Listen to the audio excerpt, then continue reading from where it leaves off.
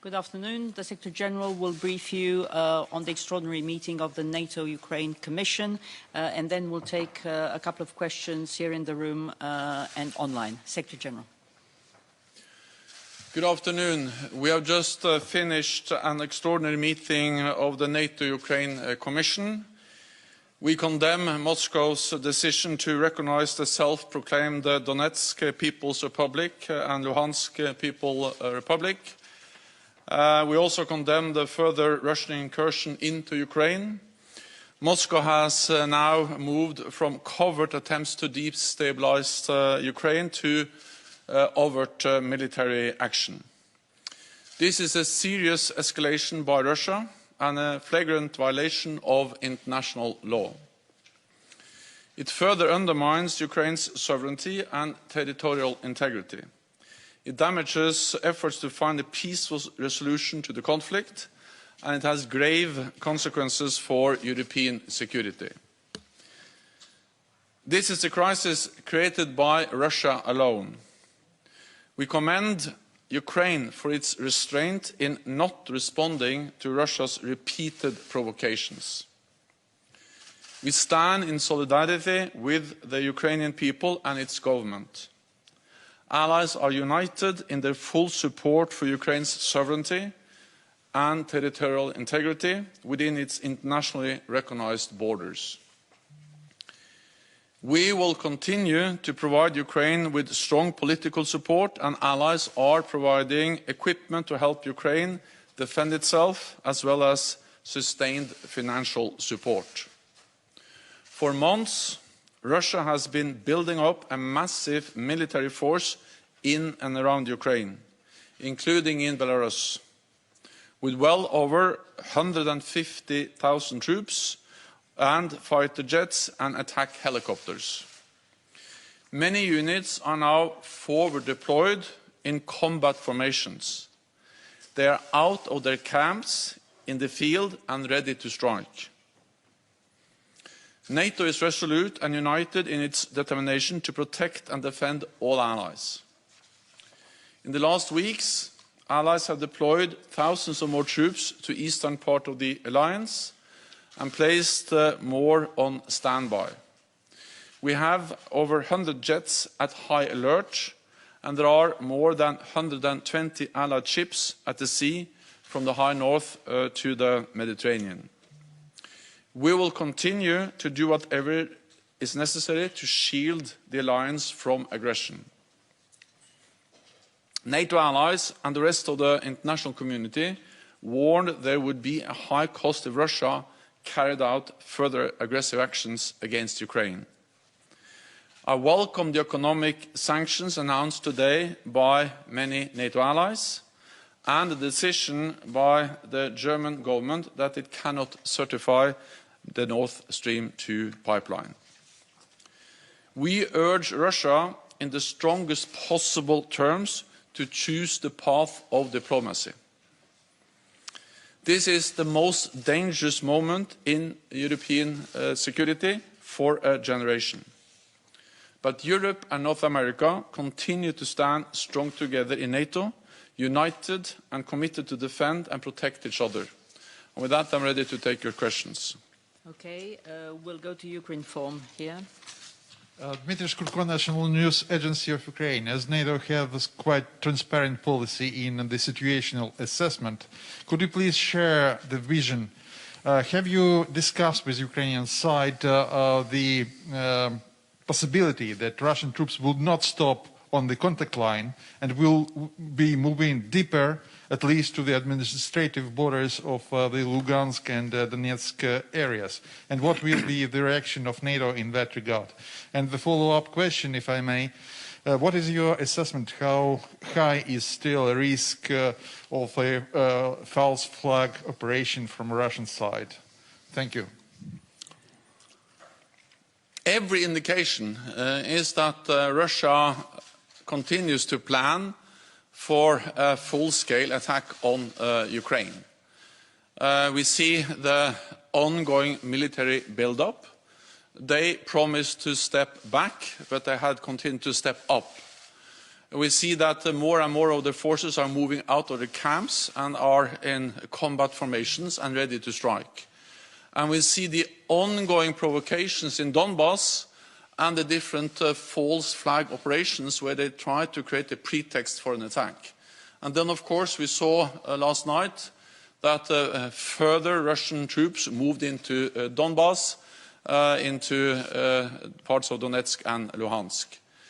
And then we have the threatening rhetoric, which was actually confirmed in the speech of President Putin yesterday. At the same time, it's never too late.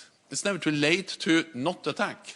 And that's the reason why we continue to call on Russia to step back, to de-escalate, and to engage in good faith in diplomatic efforts to find a political solution.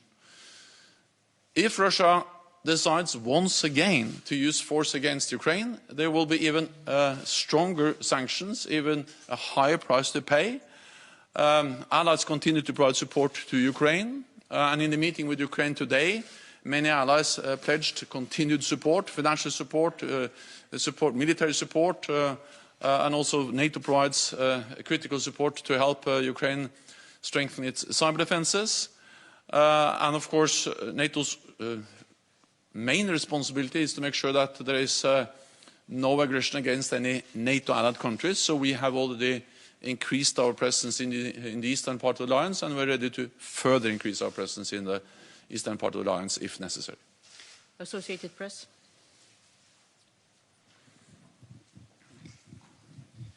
Thank you. Mark Carlson, Associated Press. Do you consider Russia's latest movements an invasion of Ukraine? I think we have to recall that Russia has already invaded Ukraine. They invaded Ukraine back in 2014. They annexed the part of Ukraine, Crimea, and since 2014 there have been Russian military units, forces in Donbass, in Donetsk and Luhansk. So what we see now is that a country which is already invaded is suffering further invasion. And with more Russian military presence. And this is, of course, even more serious because this comes on top of the recognition of the so-called People's Republics in Donetsk and Luhansk. So what we see is further invasion of a country which is already invaded. We'll now go online to Greg Palkett from Fox News. Thanks very much, Juana, and thank you, Secretary General. I really have to be precise about this because there's been a bit of confusion. You say last night further Russian troops entered the Donbass. Do you have evidence that Russian troops, vehicles, men, gear have moved from Russian territory into, well, it's really Ukrainian territory, but it's the occupied Donbass? Do you have evidence of that? And if so, that is an invasion, correct? And if so, have you changed your posture at all? But specifically about that point, do you have evidence that new Russian troops have moved from Russia into the Donbass, that is the occupied territory of Ukraine? Yes, and I think again we have to understand that Russia has been in Donbass for many years, since 2014. But that has been in a covert operation where they have denied their presence.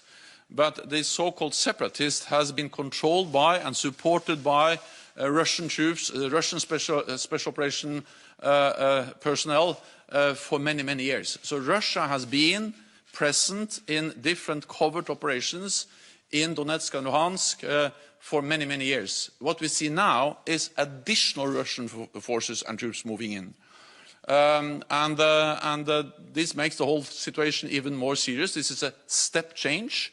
And then this is combined with the recognition of these territories, which are inside the international recognized borders of Ukraine as independent states.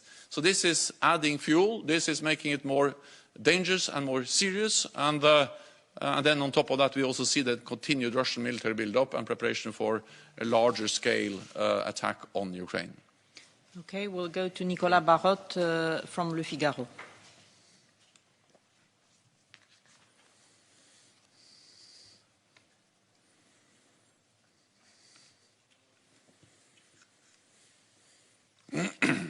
can't hear you, Nicola.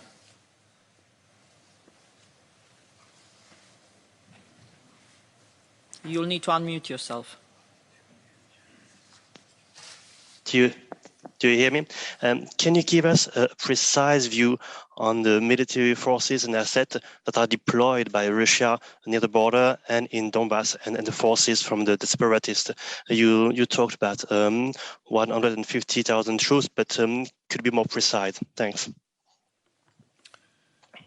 Well, what I can say is that Russia has well over 150,000 troops. In addition to that, of course, there are air forces and naval forces also close to Ukraine. And these forces are partly inside Ukraine already, in Crimea and in Donbass, and partly close to Ukraine's borders, both in the east, but also in the south. And also in the north, partly in Russia and partly in Belarus. And these forces are combat ready, tens of thousands of combat troops, but also all kinds of enablers, missiles, armored vehicles, battle tanks, drones,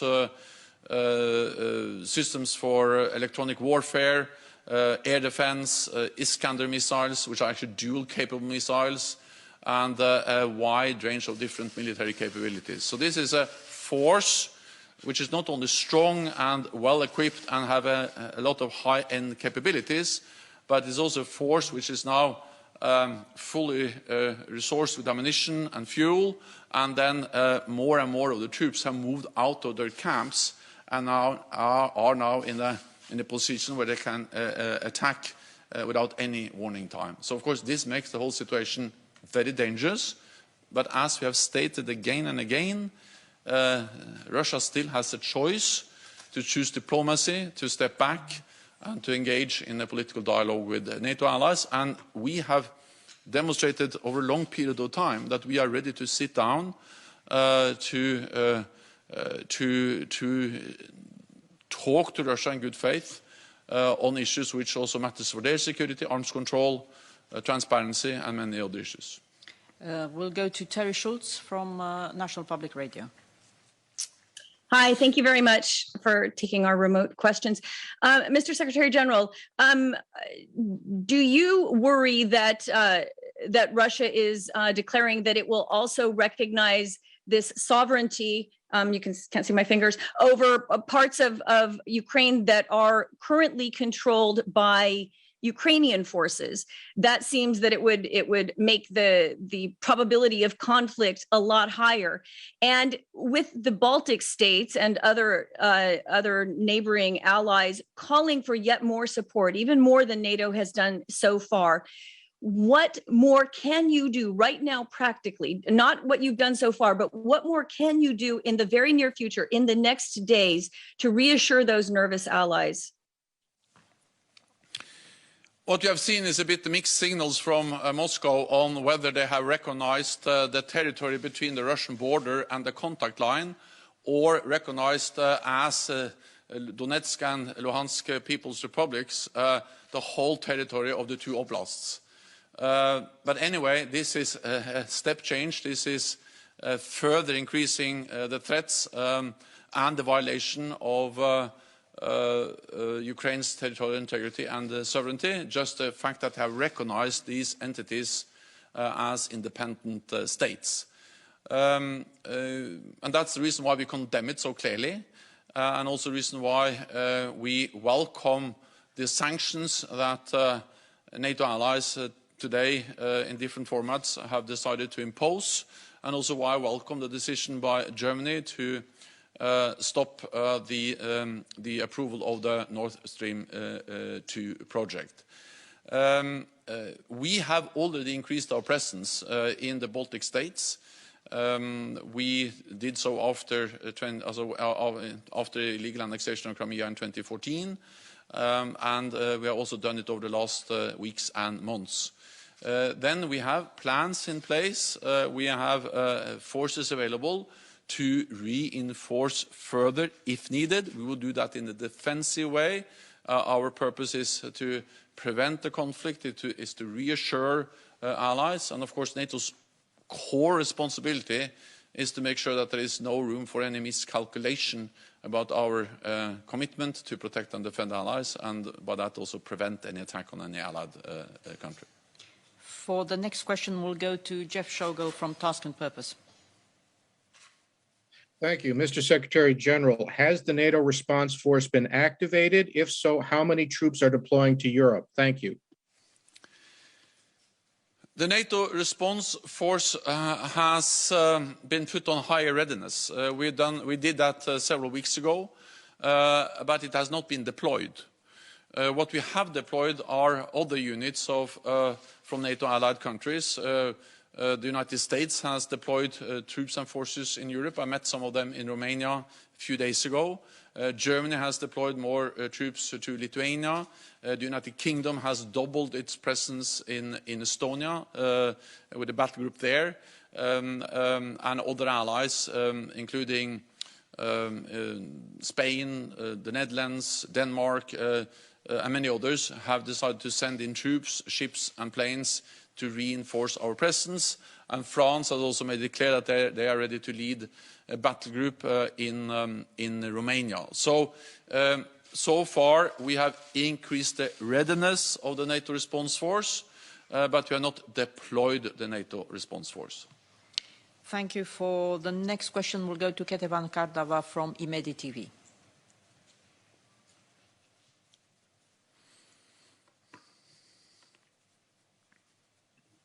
Hello, good evening. Thank you, Anna. Mr. Secretary General, latest news from Russia. Putin asks lawmakers for permission to use force outside Russia, could pave the way for broader attack on Ukraine. How would you comment on this issue? And also, yesterday, Putin spoke a lot about NATO expansion. And you know that with Ukraine, Georgia is also waiting for future membership, and such statements are so worried for us. What is your comment, and is it possible and acceptable about what Putin was talking 2 days ago, so-called moratorium on NATO expansion? Thank you so much. A request to get permission to use force outside the Russian territory just adds to the pattern of decisions and actions by Russia over the last months, which has led to the most dangerous moment for our security in decades. And this is just another step. I think we have to recall that actually NATO and NATO allies warned this fall that we saw a military build-up by Russia and plans to reach a level of Russian forces in and around Ukraine, which is very much where we are today. So this is something that has been predicted many months ago, and then Russia has done what we expected and what we warned against. They have significantly increased their military presence in and around Ukraine. And then combined with the rhetorics and all the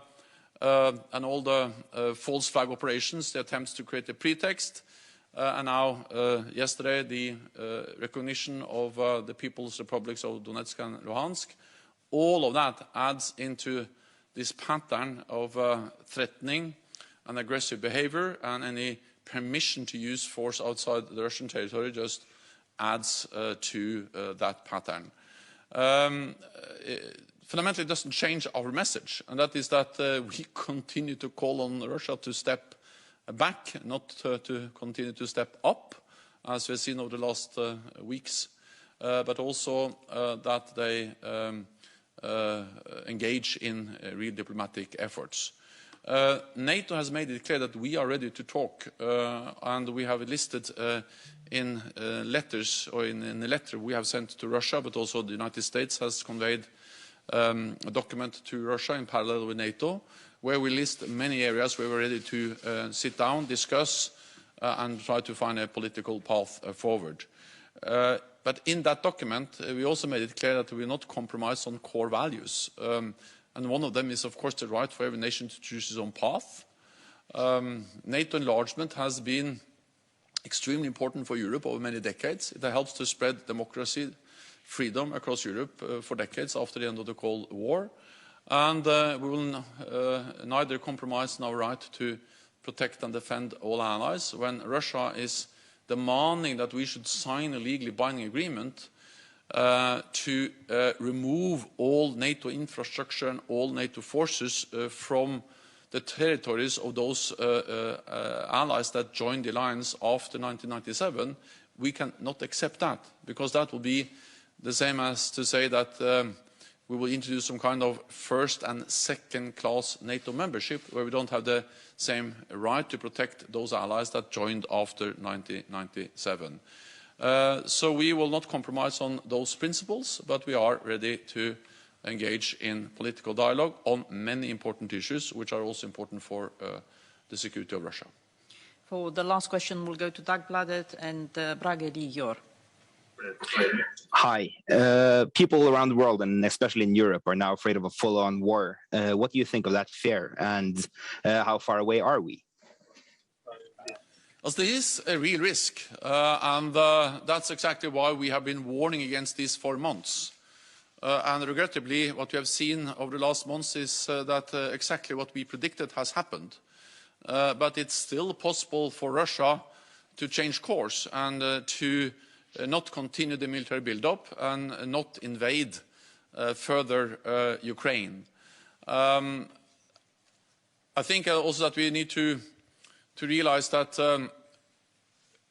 Ukraine is a highly valued partner. We support them with military support, with political support, with the cyber defenses, with equipment. Different allies provide different types of support.